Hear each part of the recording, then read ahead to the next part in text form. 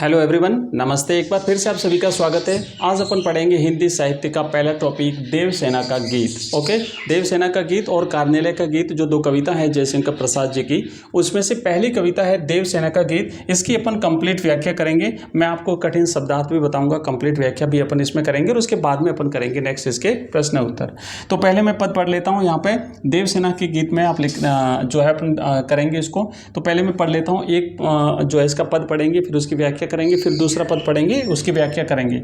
लिखा है कि आह आह वेदना मिली विदाई, मैंने भ्रमवश जीवन संचित मधुकरियों की भीख लुटाई। ठीक है, एक पद इसके कठिन शब्दार्थ देख लेते हैं।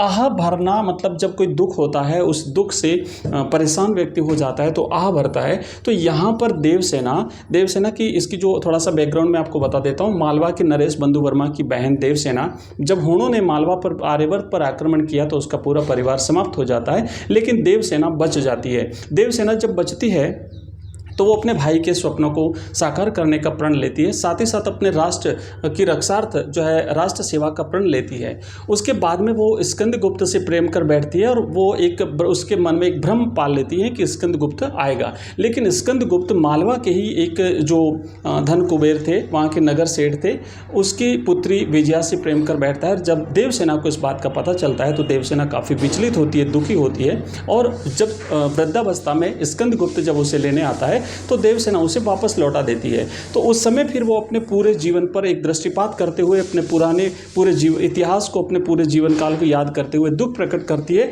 और वो समस्त उसकी जो अभिलाषाएं थी, उसके जो दुख थे, उससे विदा लेना चाहती है। तो उस समय वो आह भरते हुए कहती है कि वेदना मिली विदाई। वेदना का मतलब होता है दुख या पीड़ा। वेदना का मतलब होता है दुख या पीड़ा।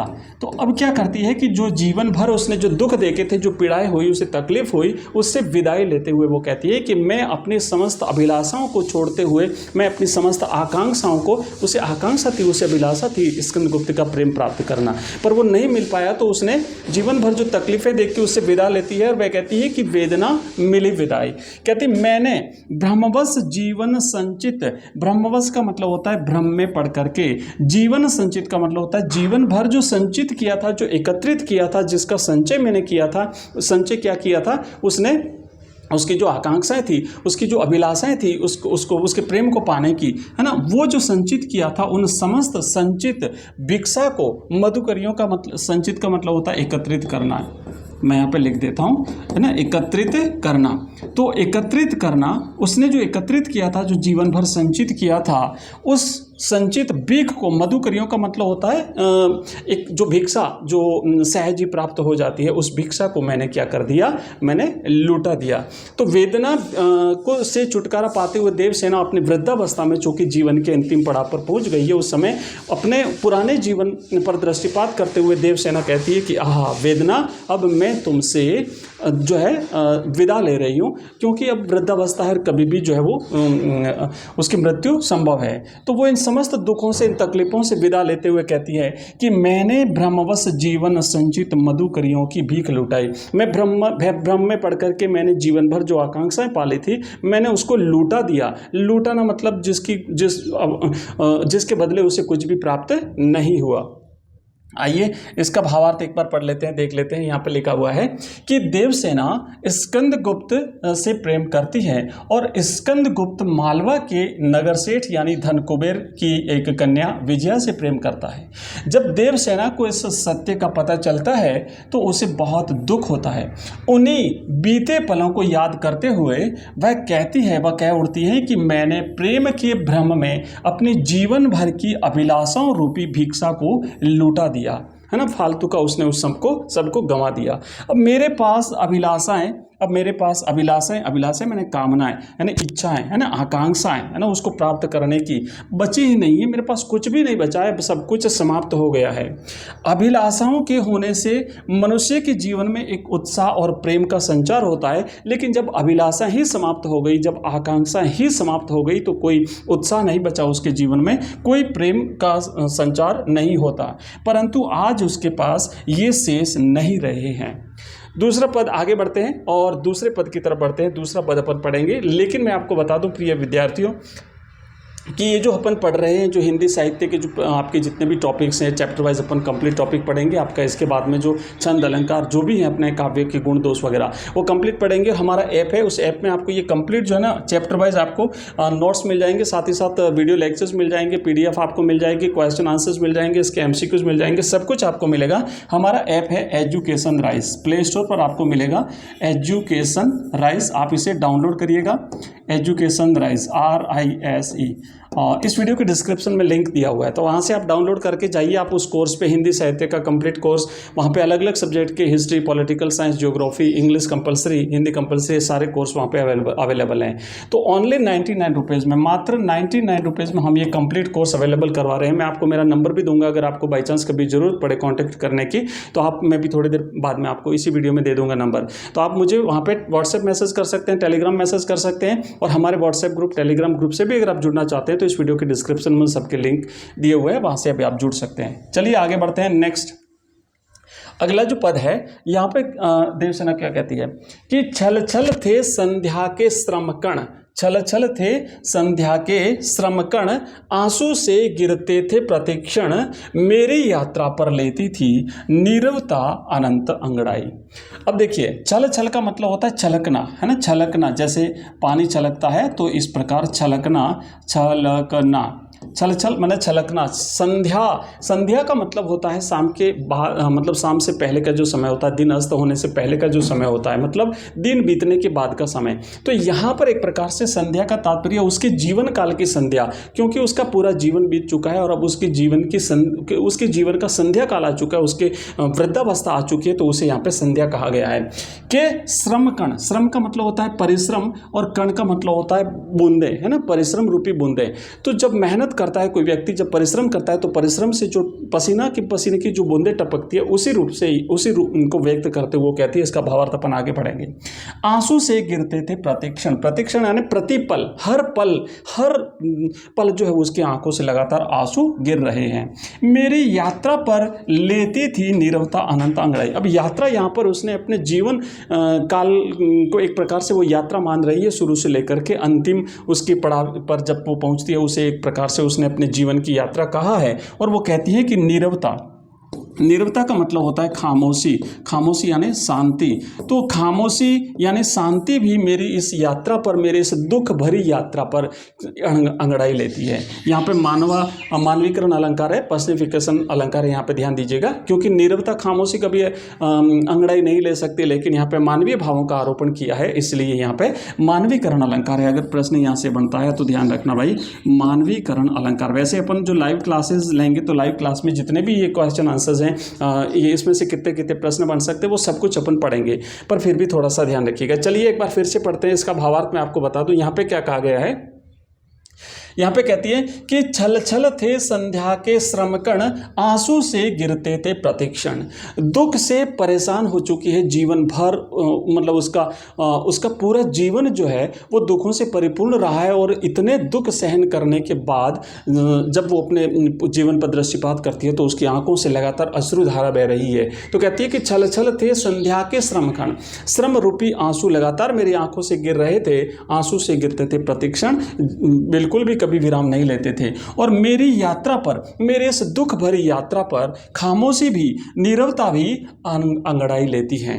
ठीक है, आगे बढ़ते हैं। यहाँ पे इसका एक भावार्थ में लिखित में आपको बता देता हूँ। और ये अगर जो अपन जो भावार्थ करते हैं इसकी PDF अगर आप प्राप्त करना चाहते हैं तो आप हमारा टेलीग्राम चैनल ज्वाइन कर लीजिए, व्हाट्सएप ग्रुप ज्वाइन कर लीजिए, दोनों का लिंक इस वीडियो के डिस्क्रिप्शन में दिया हुआ है, या फिर आप हमारा ऐप डाउनलोड कर लीजिए, वहाँ पर आपको ये सभी PDF जो वो प्राप्त हो जाएगी। तो देखो यहाँ पे क्या कहती है कि देवसेना अपने जीवन को याद करके निराश हो जाती है, इसलिए कहते हैं ना, छल छल थे संध्या के श्रमकण, आंसू से गिरते थे प्रतिक्षण। तो अपने जीवन, जो उसका जो दुखपूर्ण जीवन रहा है, परेशानियों से भरा हुआ जो जीवन रहा है, उसको याद करके देवसेना क्या हो जाती है, दुखी हो जाती है, और उसकी आंखों से लगातार आंसू बह रहे हैं, है ना। छल छल थे संध्या के श्रम कण, तो लगातार प्रतिपल उसकी आंखों से श्रम कण रूपी आंसू बह रहे हैं, और वह कहती हैं कि ये आंसू पसीने की बूंदों की तरह गिर रहे हैं। मेरे जीवन की इस यात्रा में नीरवता प्रतिक्षण अंगड़ाई ले रही है। दुखपूर्ण जो जीवन रहा है उस पर ये जो अंगड़ाई है। देवसेना जीवन भर दुख के बादलों से घिरी रही है। स्कंदगुप्त को पाने की उसकी अभिलाषा पूरी नहीं हुई है। सारा जीवन संघर्ष करते करते बीता, सुख प्राप्त नहीं हुआ। आगे बढ़ते हैं, नेक्स्ट तीसरा पद है, तीसरे पद की तरफ बढ़ते हैं। यहाँ पे लिखा हुआ है कि श्रमित स्वप्न की मधुमाया में अपने जीवन की तुलना करती है। अपने जीवन के इस संध्या काल की वो कई सारे उदाहरण देकर के तुलना करते हुए अपने दुखों को व्यक्त करने का प्रयास क्या करती है, क्या कहती है कि श्रमित स्वप्न की मधुमाया में, गहन विपिन की तरु छाया में, पथिक उनिंदी श्रुति में किसने यह विहाग की तान उड़ाई। अब देखिए कि श्रमित स्वप्न की मधुमाया में, स्वप्न का मतलब होता है सपना, ठीक है, स्वप्न का मतलब होता है सपना, मधुमाया यानी मीठा, मधु मैंने शहद, माया मैंने एक प्रकार से माया, तो एक मीठे सपने में सोए हुए श्रमिक, मान लीजिए कोई श्रमिक है, कोई दिन भर काम किया है और वो फिर किसी घने पेड़ की छाया में अगर सो जाता है तो उसे मीठी मीठी गहरी नींद आती है, या फिर गहरे स्वप्न जब देखता है और उस समय अगर उसे जगा दिया जाए तो बहुत परेशान हो जाता है। तो इसी तरीके से उसका जीवन भी वो परेशान हो जाती है। अभी मैं आगे आपको व्याख्या करके बताता हूँ। क्या कहता है, गहन का मतलब होता है घना, गहन का मतलब होता है घना, विपिन का मतलब होता है जंगल या वन, जंगल, ठीक है ना, विपिन का मतलब होता है जंगल, गहन विपिन जंगल, और तरु यानी पेड़, छाया मैंने पेड़ की छाया में, पथिक, पथिक का मतलब होता है राहगीर, राहगीर या रास्ते पे चलने वाला पथिक, उनिंदी मैंने ऊंग से भरा हुआ, नींद से भरा हुआ, श्रुति में किसने ये विहाग की तान उड़ाई। विहाग मतलब एक प्रकार का एक राग होता है जो समय विशेष पर बजाया जाता है। अब यहाँ पर देवसेना ये कहती है कि मान लीजिए कोई श्रमिक अगर दिन भर थका हुआ है और वो किसी घने जंगल में, घने पेड़ की घनी छाया में अगर वो विश्राम कर रहा है, उसे गहरी नींद आई हुई है, अगर वो मीठे स्वप्न देख रहा है और उस समय अगर किसी ने विहाग का तान बजा दिया जाए और अगर वो उसे जगा दिया जाए तो उसे बहुत तकलीफ होती है, बहुत परेशानी होती है। उसी तरीके से वो अपने जीवन के बारे में कहती हैं कि चूंकि मैं अभी वृद्धावस्था में पहुंच चुकी हूं, मैं अपने जीवन की संध्या काल में पहुंच चुकी हूं, और उस समय फिर क्या होता है कि स्कंदगुप्त उसके पास जाता है अपना प्रणय निवेदन करने के लिए, तो देवसेना उसे लौटा देती है, उसे भेज देती है, वापस भेज देती है। ये कहती है कि इस समय तुम्हें आने की क्या जरूरत थी। वो अपने मन की इच्छाओं को, अपने मन को शांत करने की कोशिश करती है कि तुम अभी सो जाओ, और अब मुझे परेशानी एक प्रकार से जो है उसे उसका प्रणय निवेदन अभी जो वो कर रहा था उसे परेशानी हो रही है। चलिए आगे बढ़ते हैं। नेक्स्ट यहाँ पे अपन देखेंगे इसकी व्याख्या, यहाँ पे देखेंगे क्या कहता है देवसेना, क्या कहती है कि जिस प्रकार कोई पथिक थककर किसी वृक्ष की छाया में सुखद स्वप्नों को देखता हुआ विश्राम कर रहा हो और तब उसे अगर कोई विहाग का राग सुना दे तो उसे अच्छा नहीं लगता है। स्कंदगुप्त जब वृद्धावस्था में उसे प्रणय निवेदन करने के लिए आता है तब देवसेना उसे वापस लौटा देती है, उसे मना कर देती है, क्योंकि जीवन भर दुख देखा, तकलीफ देखी, तब कोई फर्क नहीं पड़ा, और अब जब वो आया है तो फिर क्या मतलब है। इसलिए वह कहती हैं कि मेरे जीवन के इस अंतिम पड़ाव पर स्कंदगुप्त का प्रणय निवेदन मुझे विहाग के समान प्रतीत हो रहा है। स्कंदगुप्त से प्रेम देवसेना के लिए एक सपना ही था, वह सपना टूट चुका है। अब स्कंदगुप्त का प्रणय निवेदन उसे अच्छा नहीं लग रहा है। आइए आगे बढ़ते हैं, नेक्स्ट पद की तरफ बढ़ते हैं। और यहाँ पर आप देखेंगे लिखा हुआ है कि लगी सतृष्ण दीठ थी सबकी, रही बचाए फिरती कब की। सतृष्ण दीठ थी सबकी और रही बचाए फिरती कब की, मेरी आशा आह बावली, तूने खोदी सकल कमाई। अब देखिए यहां पे क्या करती है, सतृष्ण का मतलब होता है तृष्णा से भरी हुई, तृष्णा से भरी हुई, है ना, तृष्णा